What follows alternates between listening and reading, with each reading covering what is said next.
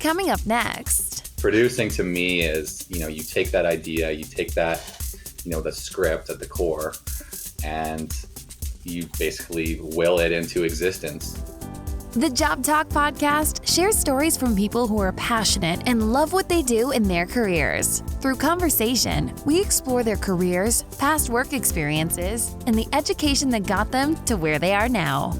We are putting together a Career Crisis Ultimate interview series. We are asking experts to give their best advice and guidance around work anxiety, career pressures, career goal setting, and ultimately, career transformation.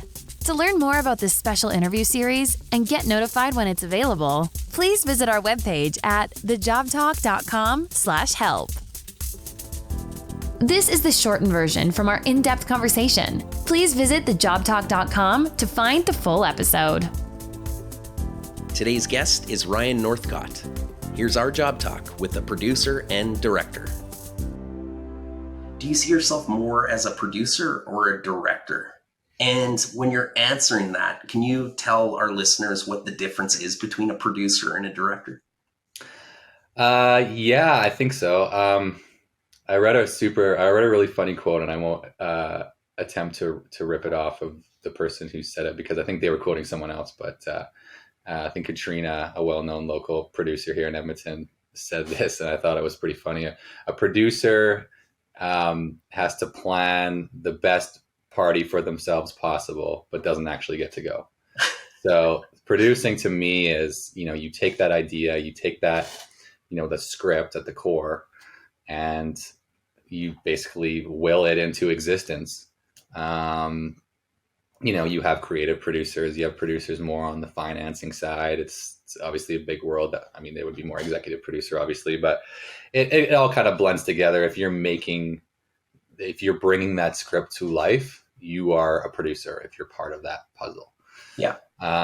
Directing is obviously, well, maybe not obviously, but to me, directing is more of the creative interpretation of that script. And, whether you're hired as a director, whether you wrote the script to direct it, or whether you're directing someone else's script, it's your creative vision that is going to, make that film what it is. Yeah. So, in a lot of cases, obviously there's a lot of crossover. For me, I would produce and direct certain projects. To me, I would only direct them or produce them, or depending on, what's needed. But I wouldn't say I lean towards one over the other in terms of like preference. I love directing. I love getting out there on set. I love, working with people. I love working with talented people who I just vibe with creatively.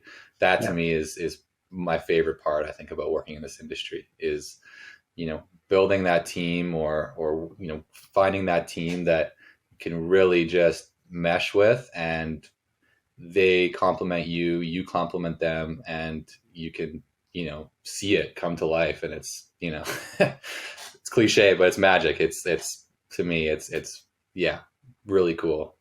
So yeah, I would say historically, experience wise, I've traditionally been more of a producer. That goes to my business background. I've, learned and worked on more of that nuts and bolts. I have, definitely more of that macro 30,000 foot view where all of these pieces need to come together to make this happen. Whereas I would say directing is a little more micro. It's a little more, I'm worried about the script. This is how we're going to bring this to life, in a unique way, or hopefully a unique way.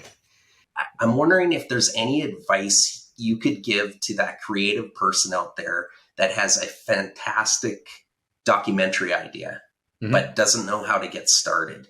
What kind of advice could you give that person? Build that network, talk to the right people. Don't necessarily go in guns a-blazing and I got this idea, like, let's make it happen. Get a feel for the industry, get a feel for how things are made, do your research, and then just talk to the right people. And when it comes up in conversation or however you want to bring it up, then be open to what they have to say. And whether it's, this is a dumb idea, it's never going to work. No one would say that, but you know what I mean? Whatever they say or whatever kind of interaction you have, I would say use that to kind of fuel you moving forward, and do your research on the grants available. Find out a game plan for how to get something made. You know, a lot of people want to go do a feature doc or a series right off the bat, and they are just like, this is the format, it has to be this way. But there are a lot of opportunities for short projects, short films, and you can do more damage on a smaller budget when the project's 15 minutes versus 60 or 90 minutes. So I often say, maybe look at that first. How can you do this shorter? How can you maybe do that as a proof of concept and then use funding to make something shorter, and then build that up so that people can see, you know, what you can do. So there's so many avenues. There's some great avenues for funding, great community here. Everybody's always willing to give you time to chat.